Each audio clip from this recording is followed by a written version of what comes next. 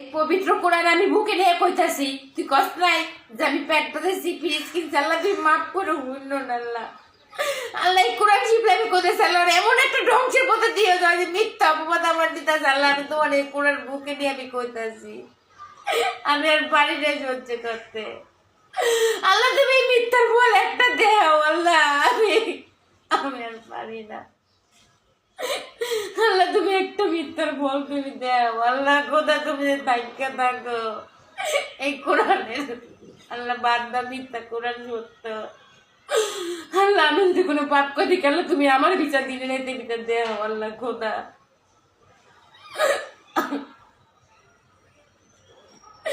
আল্লাহ তারপর তুমি আমার মিথ্যা অপবাদ থেকে তুমি আমার বাঁচাও আল্লাহ,